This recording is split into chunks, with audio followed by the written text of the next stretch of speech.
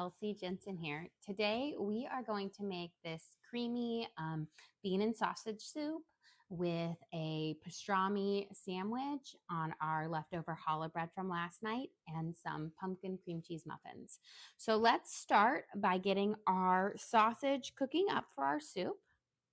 I'm going to put in just a little bit of oil, about, I want to say maybe a half a tablespoon.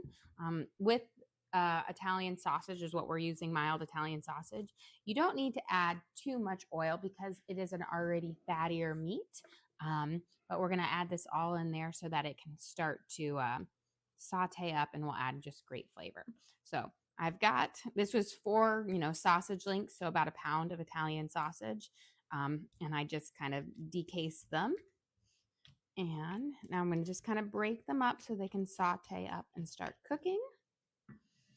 And before we work on our muffins, I'm going to chop up my yellow onion so that I'll have ready to throw that in once this sausage is starting to get pretty much cooked through. Here we go. So we're going to peel off this whole kind of outer skin layer here. Just get rid of that one. Don't worry about, losing this little extra piece of onion. It's too much work for it. And then we are going to do, a small dice on this. With this soup, we are going to puree part of it to make it a nice, really creamy broth, but not all of it because we still want to have all the lovely vegetable chunks in it as well. So let me get these chopped up and then we'll have it ready. Our spices for our soup today is actually pretty simple. We're going to use some fresh thyme and black pepper and some paprika, smoked paprika. So really nice savory flavors. We have our onions prepped. I'm going to wash my hands real quick, get any onion juices off of them. And now we can start working on our muffins. Slide this so it's over evenly. For our muffins today, so we're going to be doing a sourdough discard pumpkin muffin on there. So I'm going to start with all of our wet ingredients.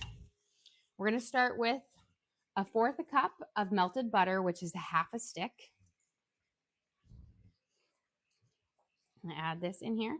And then we're going to add in a cup of pumpkin puree. So I'm just using this pumpkin puree that we had from another recipe, a little bit left over. And we want a whole cup. I'm gonna just make sure I get all of it up. I think this weekend I have a pumpkin pie pumpkin and some buttercup squash. And I'm like, oh, I need to roast those up and make a puree so I can actually make some stuff with it. So I might get that going this weekend. Okay, we've got our pumpkin in here. And I'm going to give my sausages a little stir, and I'm going to turn it down to about a 5 now that it's gotten nice and hot. And I'm going to start, just give them a couple little, pushes with my spoon to break it up. You got a question? What's your thoughts on a slow cooker? When I used to work, I used slow cookers all the time because it was a great way I could prep and have a home cooked meal when I got home. So I do really love it. And there are still a couple dishes that I'll do in a slow cooker still. So I think they're definitely really great for if we have sports all day or whatnot when you can't be at home to do it. My only thing with slow cookers is the end product is always the same. It's always going to be soft, but you can get it flavorful. So I do like it, but again, for certain recipes. We are going to add in 1/2 cup of sourdough discard. So I had to feed up my sourdough last night and I didn't want to throw away my discard. So I just saved it to the side. So 1/2 cup. We're going to add this in here. And I will say, the slow cookers or crock pots and stuff like that, that you can get nowadays are much more sophisticated than the ones that I grew up with, the one with the green basin in it. Now you have the ones where you can actually put it on the stove to saute some of your ingredients and then put it in there. So they've come a long way, and they've got timers and everything on it. Okay, let's give our mixture a little stir. We're just mixing in our pumpkin, our butter, and our discard. There we go. We're going to add in 2 eggs. So 1 and 2. Get those over here. And then I'm going to just pop each yolk. That way it will mix in nicely. And give this a good stir to kind of incorporate it. Then we're going to add in our sugar and our spices and our baking soda. Okay. Let's give a good mix. And then before we do that, I'm going to give our sausage again another little stir in here. And this is going to be for our creamy bean soup that we're going to use. Okay. Let's break this, guys, up. I just want to make sure I can break it up so I have smaller kind of chunks on it for it. Here we go. So that is, we're going to get back over to our pumpkin muffins here. And again, this is a sourdough discard base. So let's start adding in our sugar, our vanilla, and our spices and all that jazz. So we are going to add in a cup of brown sugar. You can use light or dark. Just make sure you have it firmly packed in. Dark brown sugar is going to give you a more molasses, richer, kind of caramely flavor to it, versus light brown sugar is going to be more mild. But they just add great flavor to it. This is 1/4 of a cup, so I'm going to do 4 of them to give me my nice cup here. And then see if we get any of that sugar off my hands. You know, question, do you ever make biscuits and gravy for brunch? I do. I absolutely love biscuits and gravy. It's one of those things that I love, and I will make it when I have like guests and stuff like that, because unfortunately my children don't like it as much, and I think they're crazy because it's so good. But whenever I have like family over or whatnot, I will make biscuits and gravies because it's so delicious. Okay, let's add in, before I do my vanilla, let's add in our baking soda so that it's dry. We're going to add in a teaspoon of baking soda. And then a teaspoon of vanilla extract.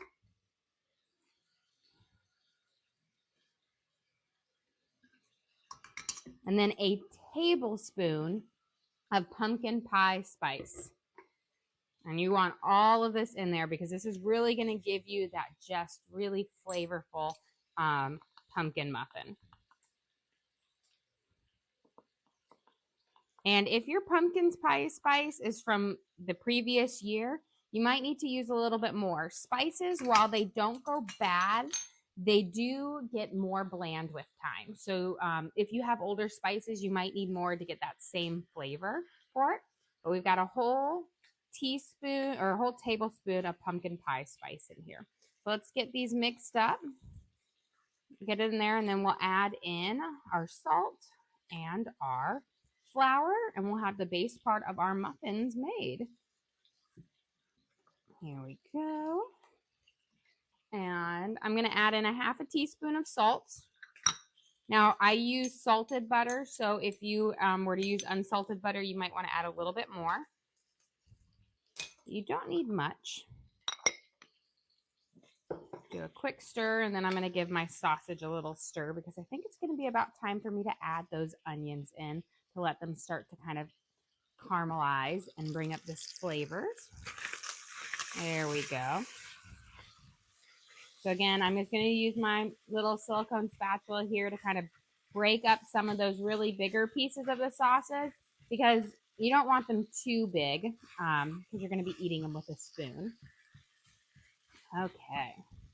So since my meat is pretty much cooked all the way through, I'm going to add in my onions. And again, this is 1 big yellow onion diced up and a slightly smaller dice on it because we're not going to be pureeing the whole soup, only a part of it. And then I'm just going to give it a good stir, make sure it gets coated up in that oil and the fat from the sausage. And then I'm going to turn it down to about a 4. We'll let that there. Okay. Let's add in our flour for our muffins. We only need a cup of flour for this because the other base is part of the pumpkin and the discard. So just 1 cup of all-purpose flour. And when we mix this in, just be careful not to over mix it because over mixing is going to give you a lumpier not a lumpier, but a stiff end product. We want a lumpy batter, and over mixing it will make your muffin hard versus soft and fluffy. So we're going to mix it until it's just barely incorporated. So we'll stop seeing kind of the white parts of the flour, but you don't want to mix it until it's smooth. And this is a butter-based batter, so it is going to be thicker than if you were to use oil. And I find that butter just has a nicer flavor to it, better texture, just more rich. You have a question, what kind of soup are you making? We are making a creamy sausage and bean soup. So we're going to puree some of that beans and the vegetables in there to kind of make a nice thicker kind of a bisque texture to it. Okay, we've got our muffins here. I'm going to, we can kind of fill them up and then we'll whip together our cream cheese that we'll put a dollop in each one for. Well, I'm not going to do it for all of them because some of my kids don't like the cream cheese in there, but we will put it in for part of ours. But these are kind of like very similar to Starbucks's cream cheese muffins that they come out with. So what we got. So we can kind of go over and start filling these up.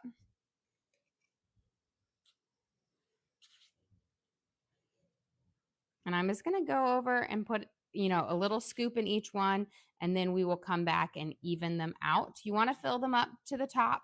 That's going to help give you as big of a dome as possible. While these won't get as big of a dome because of that cream cheese filling in there, kind of prevents that middle part from doming up. But without the cream cheese, you'd get a lovely dome on it. And we'll still get part of a dome, just not as big as you would if you're baking it without the cream cheese dollop. Okay. And then I'll go through and I'll even everything out.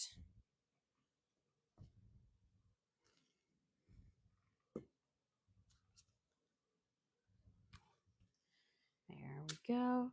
And again, this is a thicker batter. If you were to substitute out the butter for an oil, you'd have a thinner batter for it. And when working with substituting out, you typically keep the measurement the same. So we used a 1/4 cup of butter, melted butter in here. You would use a 1/4 cup of oil. Here. And let's finish this all out here. Say you don't want any of the batter to go to waste. I will say this is, throughout the year, I will definitely make pumpkin muffins outside of fall season, but it's just when fall hits, to me, it's just, I love pumpkins, squash, cinnamon, any of those just lovely, fall spices. Which one? Let's do a little bit in this one and a little bit right there. And perfect. Okay, let's make our cream cheese base for this. So I have 4 ounces of softened cream cheese, which is like a 1/4 cup. I'm going to use a fork to mix this together for this. We are going to need to put in a teaspoon of flour. And this helps that cream cheese just get a little bit of a base for it. So you have a teaspoon of flour. We're going to use a 1/2 teaspoon of vanilla extract.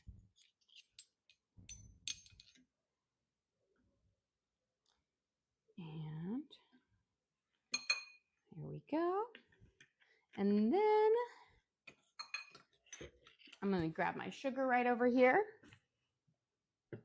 We want about 2 tablespoons of sugar. And you want to use white sugar with this versus the brown sugar, because brown sugar has a bit more moisture in it and you don't want it to be too like wet. And then we're going to do a teaspoon of cream. And then I'm going to use my fork to incorporate these together to make, help if I opened it up, to make our little cream cheese dollop in here. Here we go. And then it's just kind of easier with a fork to get all of that to mix together because this is a small amount. And so it's kind of silly to use a hand mixer or whatnot on it. So rather than a spoon, which kind of scoops the ingredients together, the fork is going to allow it to pass through and just mix up a little bit easier. Here we go. And again, I'm just going to kind of smush it so you don't have any chunks in there. And this will have that sweetened flavor. The vanilla is very mild into it, so you almost will taste like, a cream cheese frosting. Here we go. And then that teaspoon of flour that we added in helps it kind of solidify a little bit. So now I've got my base here. Let me grab a spoon to kind of scoop our little dollop into each one of our muffins. Now, I said I wasn't going to put it in all of them because not all of my kids like it. So we're just going to do it in some of them. And you're just going to kind of make your little dollop in there.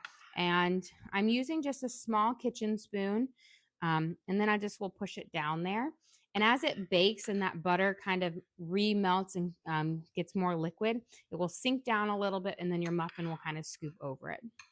Now, I'm going to do my outer edges on these with the cream cheese because those are going to be the hottest parts of the oven. So they cook up actually first and get the most direct heat. These ones in the middle, I'm going to leave some of them without the cream cheese in it. Let's see. And that's way these can kind of cook up almost as evenly as possible. We'll do one more. And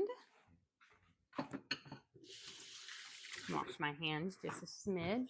Let's give our onions and sausage a quick stir. Getting there, starting to get caramelized. And then for our finishing touch to this, I've got some pumpkin seeds. And we're just going to sprinkle. I'm going to sprinkle some on some because, again, some of my kids like it some ways and some like it others. So this is just a way to make several different versions of the same muffin, just what you add and don't add on there. And then we'll do a couple plain with it. My husband's like, no more pumpkin seeds on them because he doesn't like the pumpkin seeds. And he is a great lover of muffins. Okay, let's get these in the oven. So I have my oven preheated to 350 degrees, and these are going to cook for about 20 minutes. Now, with the cream cheese ones, when they come out of the oven, those will need to sit longer than the other ones because that cream cheese needs to cool up and kind of re-solidify. So they always have a rest period that's like 10 minutes instead of 5 minutes. Most muffins, I say, enjoy them after 5 minutes because that first 5 minutes, you take them out of the oven, they're like liquid hot magma. They're super hot. But the cream cheese, you definitely need it to sit to kind of firm up also so it doesn't burn you. Okay. Wow. Those are baking up. Let's get working on our soup here. Okay, so I've got my onions and my sausage in here cooking. And now what we're going to do is we're going to peel up our carrots and and dice them up. Now, when I was going out, I buy my carrots in a big bulk bag from Costco because I love Costco. And I swear I got the largest, fattest carrot ever. So this is really like 2 carrots. So think about, I have 3 carrots, but this This guy is huge. This would make an epic snowman nose if we ever got snow here in Tennessee. You have a question? Is there any sandwich today to go with the soup? There is. So we're going to use our leftover challah bread from last night. And so the way my kids picked out the bread last night, I have this weird edge kind of piece in the middle because they all ate from both sides. I was like, you guys couldn't have been uniform and eat from one side to the other. But no. So we're going to use that to make a pastrami and Gouda sandwich with some pickles and the bougie Grey Poupon mustard. Okay, we got our carrots peeled up. And we are going to, especially with this big guy, I am going to quarter him because he is really fat. And the other one I'll just kind of cut in half. You want to have smaller pieces of carrots. That way they cook up faster. And you also don't have just a giant piece of carrot in every bite. So we're going to quarter this guy. And then we'll dice him up. Here we go.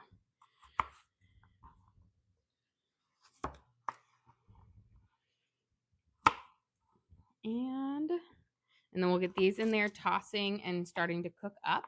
And then we'll chop up some onions. And then I have some Yukon gold potatoes. And then we can start adding in our broth to start simmering. But I always love to give my veggies a nice saute first. It brings out their natural flavors better, gives them a better texture in the soup, and really enhances your broth. Okay, so let's get this first batch in there. So again, like 3 carrots, or if you happen to have the giant carrots, let's cut that guy. He's a little fat. And we're going to get these chopped up. You don't want to cut, again, the pieces too large or they won't get tender. Carrots are very firm vegetables, so they take longer to cook. But the smaller you cut them, the faster they'll get tender. Okay, let's give these a good stir. And then I'm going to turn my soup up to about a 5 now that I'm adding in some cold vegetables because it's going to bring down the temperature of my vegetable saute. You got a question? What type of broth today? We are going to be using vegetable broth for ours, vegetable bouillon with it.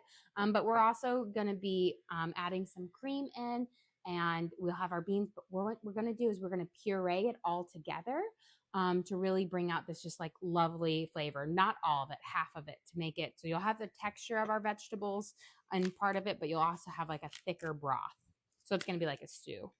We don't need quite all of the celery, so I think 4 stalks will do. I'm going to cut off the bottoms here and the very tips because those are always dry and stringy. And then I'm going to cut these all in half. That way when I chop them up, we'll have nice smaller pieces of celery. And this is, again, going to add a great flavor to the broth base that will puree. Celery, even if you don't like celery at the end, just leave your celery pieces in big chunks and then you can fish it out. You don't have to have it diced up in there, but it really does add a wonderful flavor profile to the broth. Okay, we've got our celery in here and our carrots. Let's give this a good stir. Push down any of these onions that like to act like they're going to jump out of my pot. Okay. And then we can prep up our potatoes. We are also going to be adding in kale, but the kale we will add in after we've pureed, and we'll just kind of add it in as a last little bit to kind of, soak up some of that, those flavors and make tender. But for my potatoes, we're using some Yukon Gold potatoes. So I'm going to just cube these up, just smaller cubes again, so we're not having just super huge, big potato chunks in our soup. They'll get tender a little bit more fast or quicker. Now, you don't need to, since I'm using Yukon Gold, you don't need to peel them. They are a waxier potato, which means they are going to hold their form well in here. And their skin is very delicate, which is lovely. And so if you're going to be making soups with a potato and you want the potato to stay in its form, then you definitely want to stick with a waxier potato, like a Yukon Gold or, a red potato, because they won't disintegrate as they cook in the broth. They'll hold their form. Now, if you want a nice, like a potato bisque or like a vichyssoise and stuff like that, russet potatoes, give them a peel. Those are great for that. Here we go. And let's get these. Again, I'm not doing a super large dice on them because I want them to cook up and get tender pretty quickly. And just cutting your vegetables a little bit smaller in all of this will allow it all to cook up faster, which means you can have a soup done much quicker. Yeah, apparently I did not cut through. There we go. I must have just missed two with my knife. Here we go. And then we're going to give this a good stir and then just kind of toss it around, and we'll let those kind of saute for a minute, and we're going to add in our spices. Let those kind of heat up and marry together, and then we're going to add in our broth, let it simmer. And once it comes to a simmer for a while, then we'll add in our beans. But the beans you don't need to add in first, because if you try to put them in here and saute them up, you'll just smash them. Okay. Turn this up just a smidge. For our spices today, we've got some smoked paprika and some fresh thyme. And then we'll have some parsley that we'll throw in at the end. You have a question? What type of sausage? Mild Italian sausage. Works really, really well with this. If you want a little bit of a kick, you could definitely use either spicy Italian or chorizo for it. But you want that kind of a nice kind of flavorful one. You don't want, I would say I would avoid like a kielbasa or Polish sausage because that tends to be a bit sweet. And those flavor profiles kind of counteract with the ones that we're going with. And what recipes are you looking forward to the most this fall?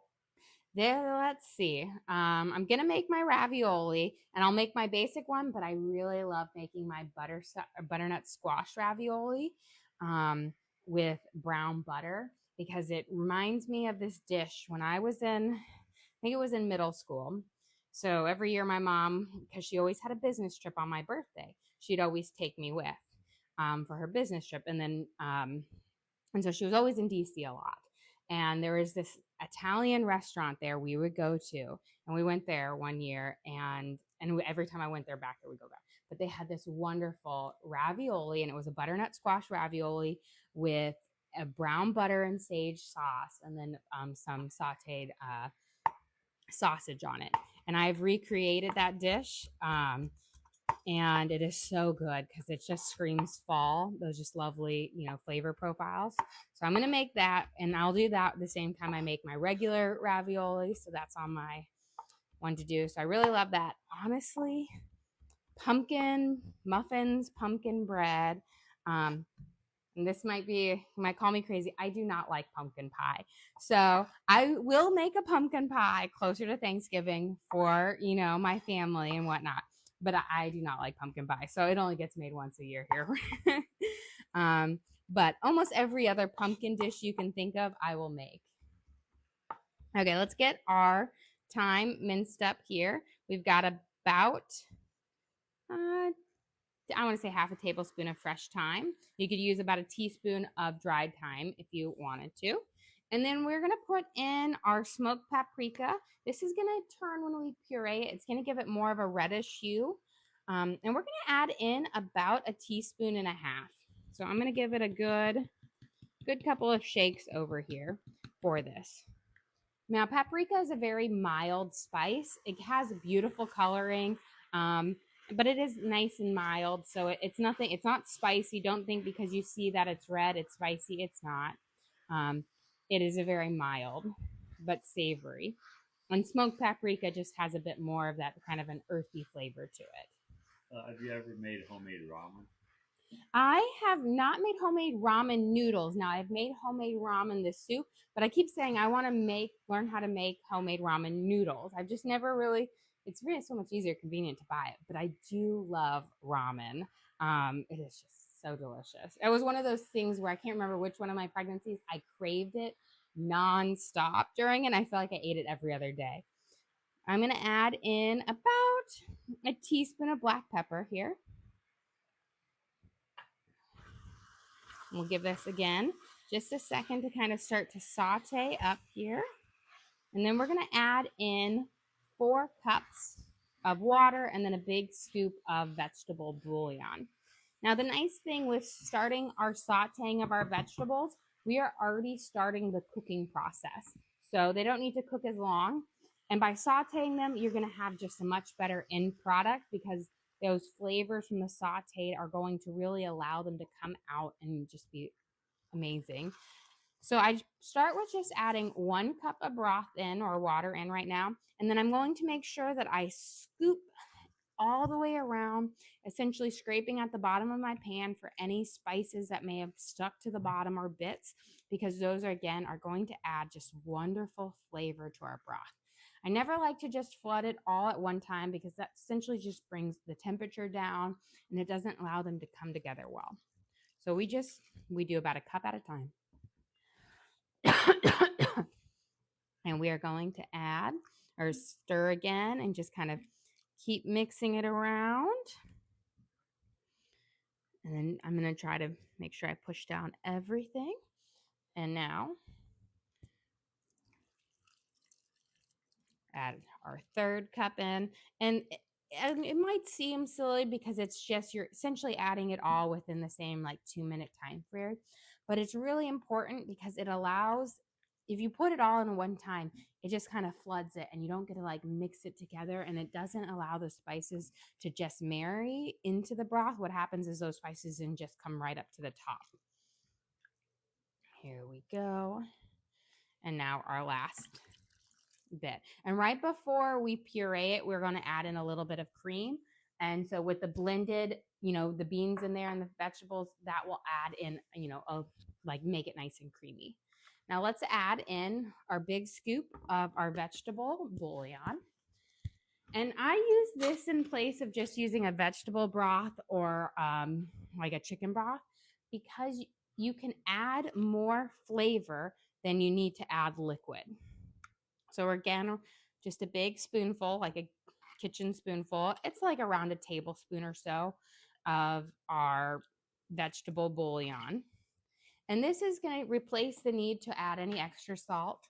I find store-bought, vegetable broth and chicken broth is very, very bland. Now, if you have the time to make it at home, it always tastes so much better, but I prefer it, if I don't have time to make it, the bouillon over the broth because it is more flavorful. So giving this a whole stir around, and then I'm going to taste my broth here and see.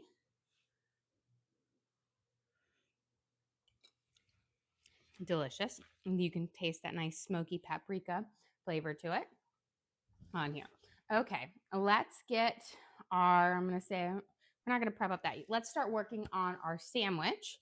So I'm going to clear this out of the way, and then we'll get our sandwich ready and made, and then we'll finish up kind of our next parts of our soup. Just slide this. We're going to need the cream, so I'm going to put this over there.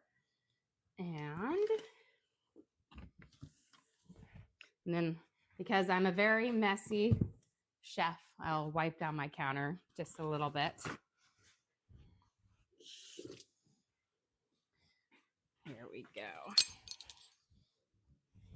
Okay, now I have got a clean area for my sandwich. Do you have a question? Any ideas for dinner yet?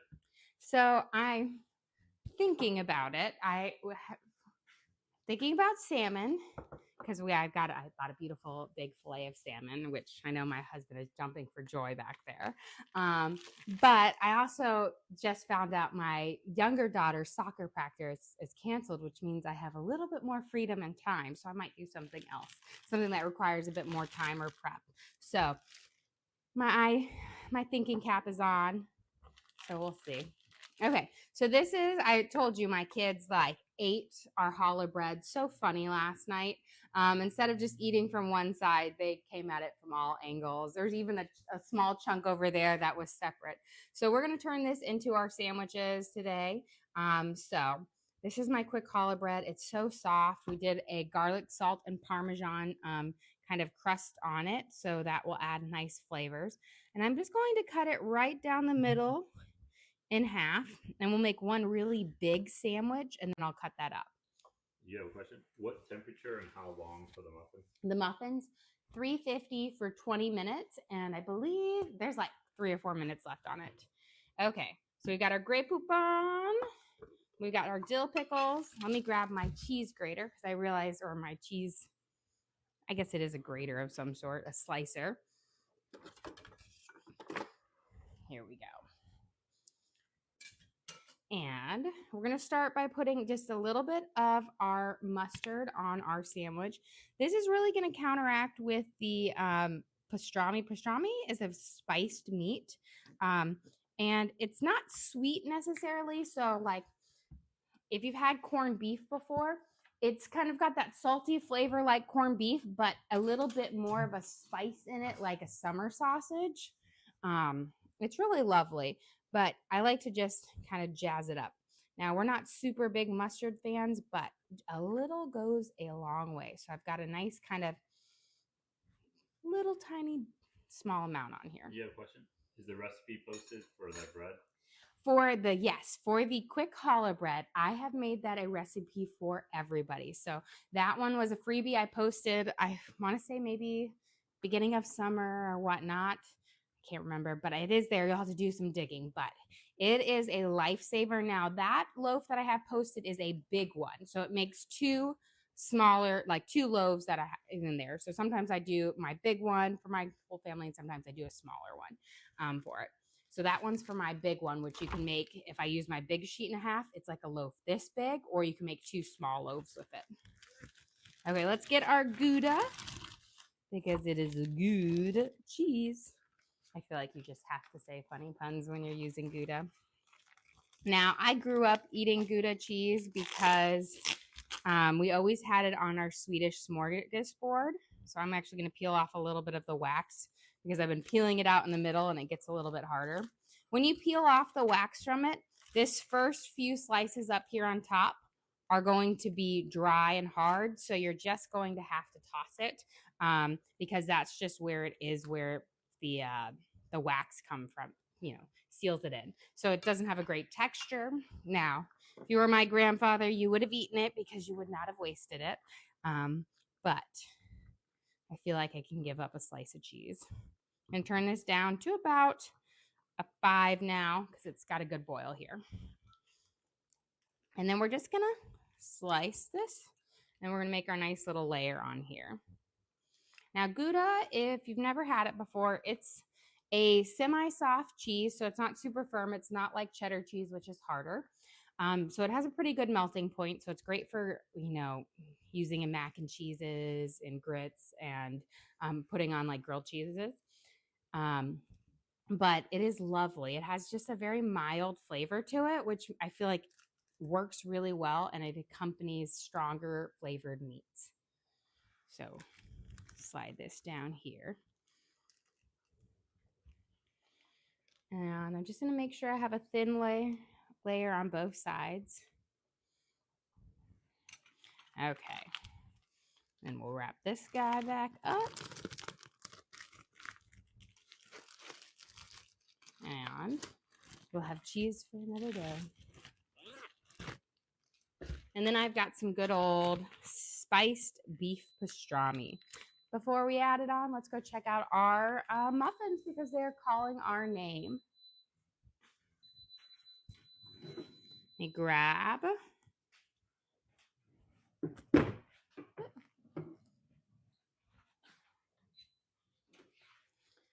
Oh, they are looking gorgeous, guys. Look how beautiful these are. So these are our sourdough discard pumpkin spice muffins. with some of them with the sweetened cream cheese, filling in the middle, just like Starbucks. And again, we just did a wide variety here. We've got pumpkin seeds on some, pumpkin seeds not on some, so that we can please everybody in here. But they're just so flavorful. A whole tablespoon of pumpkin pie spice in here and a cup of brown sugar. And those together just give it a play so well with the pumpkin, screams fall. And then, of course, the sweetened vanilla cream cheese filling there to just give you that nice kind of almost like you have a cream cheese frosting on it, but it's a filling. And then, of course, the pumpkin seeds, because you gotta. We'll let those sit there. And again, don't dig into your cream cheese ones right now. That cream cheese, until it cools down, will be so hot. Okay, let's get this pastrami on our sandwich, and then we will put our pickles on. Now, with sandwiches, you can load them up with a lot more meat. When I make my like grilled cheeses or my melts, I don't put a whole lot of meat on there because we do a lot of cheese in there, because if you put too much sandwich meat on it, it really prevents it from like melting. But on here, we can use a lot. And I feel like that we're going to do in there because we're going to sandwich the pickles in the middle. We'll do one more slice. And I'm sure my husband would be like, keep it going, keep it going. And then let me grab, for our pickles, you want a nice kind of kosher dill pickle here. If you can get, they make the sandwich slices, but I just like to buy one type of pickle in my house that I can use for everything.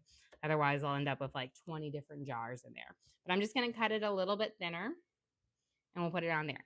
I find, now you could also use sauerkraut, but the acidity of either sauerkraut or pickle really cuts through the spiced flavors of the pastrami, and I feel like they work really well together.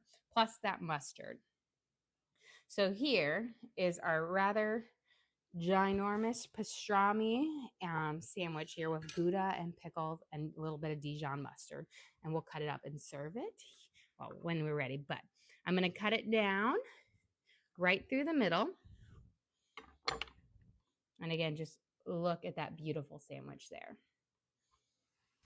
It's a great way to reuse your bread, because I'm not one to want to waste anything in our house. Okay, let me check my potatoes here. I'm going to grab a fork to see if they're nice and tender. And then we'll prep up our kale and kind of blend everything up. So I'm going to grab some, and if they smush through, look, just like that, that means they're going to be ready to blend here in just a second. Okay, before we blend them up, we need to add in our beans. These beans are going to give you, they're going to help add a starch level to it to give it nice and creamy, add a little bit of fiber and protein. I'm using a Great Northern bean, which is lovely. A white bean is wonderful. So you could also use a cannellini bean on here, and because they work really well. Never just open up a can of beans and dump it in. This starchy liquid on top will ruin your soup base. So always put it into a strainer and rinse it. That's going to give you a better end product to your soup, because you're not going to put that sticky, starchy water in it. And then just a good shake. And you just need 1 can for this. You don't need a whole lot, because this is, it's not a huge batch of soup. And we're going to give this a nice stir and mix it in. And then we'll blend this up in just a second. We'll just let those beans kind of cook in there, and we're going to put a little bit of cream in there. But I'm going to give it a quick taste real quick, because again, I want to make sure my spices are all there, because once we kind of puree, it's kind of a little bit harder for those spices to get really married into it. Excellent. So I'm going to turn it up a smidge, and now I add a cream. I don't add a whole lot of cream. You need a little bit just to help it get there, like 1/4 of a cup. So again, just a nice little drizzle over. You don't need a huge amount, because those vegetables will make it nice and creamy. So we've got here, and you can see we have this lovely, like more of an orangier broth base to it, and that is from that smoked paprika. Okay. Now, let me grab my blender here. So you could use an immersion blender and blend up some of it, or you can just take some out into a blender and blend it. I'm going to grab two things to help me get my broth and my vegetables out. I'm going to try to avoid as much sausage as possible. But again, it's okay if you get a couple pieces of sausage in there or whatnot. Make sure you get those beans in there as well. And then I'll grab my broth here. But using a slotted spoon will help you be a bit more accurate in what you're scooping out. And this is, again, going to let you make that rich kind of creamy bisque type texture to it. We're not pureeing all of it up because we definitely want to leave those veggie chunks in there. It just makes it more rich and fall-y and homey. And you don't need much. So let's see. Perfect. And now I'm going to grab in a couple of dollops of our broth,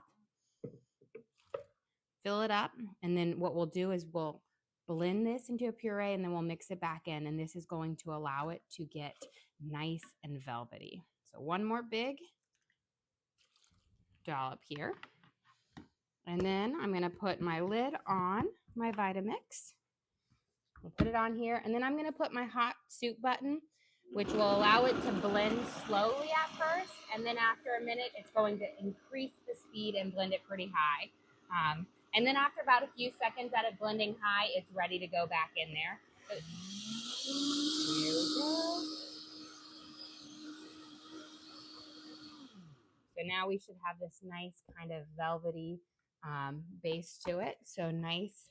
It's definitely steamy here, but this is going to allow it to really thicken up our soup and just make it so much nicer, just a lot richer. Here we go. Scoop all of that in there. But again, it just gives you a richer kind of broth to it. So it's not a true, like a bisque, like a butternut squash, but it is a thicker kind of a stew based, which I think just makes the soup so wonderful. Now let's finish this off with our last few ingredients, and then we will be ready to serve up our lunch here. Okay, so we're going to toss in some kale. So I'm just going to pull the leaves off of my kind of stalk here. This is dinosaur kale. You don't need a whole lot of it. I think I have one more leaf over here. Just make sure you take this little stalk out. Otherwise, it's going to be pretty chewy. And then I have some green onions and fresh parsley. We're going to mince all of this up and throw it in there. And then we'll be ready to kind of eat up. So with your kale, just cut it nice and small. You could also, instead of kale, you could also do spinach. Again, just wait to the very end to put the spinach in because it will wilt really fast. The nice thing about kale is it's going to retain its shape much better. And I like to just mince it small so I'm not getting a giant leaf at a time. There we go. So this is, again, about... It's not even that much, about a cup, maybe a half a cup. We'll mix it in here. I'm going to turn it down because, as you can see, we've got a lovely boil going on our soup here. So we'll mix that in, let that simmer up. You have a question? What's your all-time favorite soup? Oh, so my all-time favorite soup, which I don't think very many people have heard of, but it is Soup of the Balcony Outlaws. And it was actually featured in Fine Cooking magazine in the early 2000s. And it's this Hungarian soup that is made with a bunch of root vegetables, veal, bacon, sour cream, paprika. And it is this rich, hearty dish, a little bit of fresh dill in there. And it is one of my favorite soups. Now, it is not the most gorgeous looking soup, but it is so much flavor and it is so homey. I absolutely love it. It's just so delicious. So that is probably my favorite, although I do love French onion soup, chicken noodle soup. Those are just all wonderful ones. I could eat soup every single day. I love it so much. I'm like the person who could eat a soup and a salad every single day and would be content. Here we go. Your request to make that one day on screen. I know, I will. I always sit there and I'm like, a lot of times I will make it the same time that I make my chili. So I have this really famous chili that's won a couple of awards, and it uses the same proteins in both the chili and the soup. And so at least not all of them, but most of them. And that way I can actually divide it up and get a bigger cut. But I will definitely have to make it because it is fine. And my mom loves it when I make it too. Here we go. Let's add our parsley in here. We're going to give this again a nice stir. And then all that lovely green really contrasts with this lovely orange, which you get from the carrot and the paprika. Okay, guys, let's serve up our lunch today. Let me grab my dishes here. Okay. And, let me get my pretty little...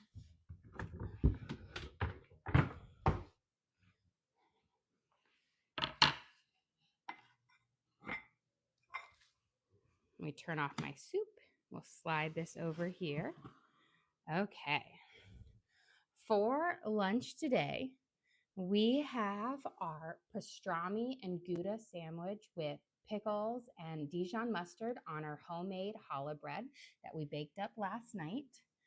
And we will be serving it with a bowl of our creamy white bean and sausage soup that is chock full of carrots, onions, celery, sausage, green onions, kale, and paprika.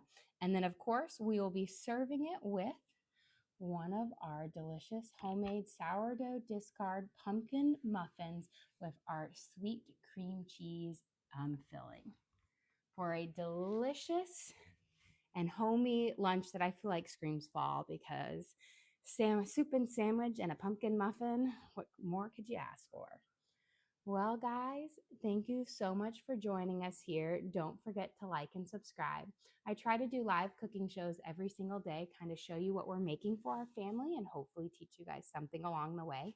Again, we do upload all of our videos to the link on our page. So if you ever want to recreate any of these recipes at home, you can just go to that link, search for what we made, and you can watch and cook along with us again.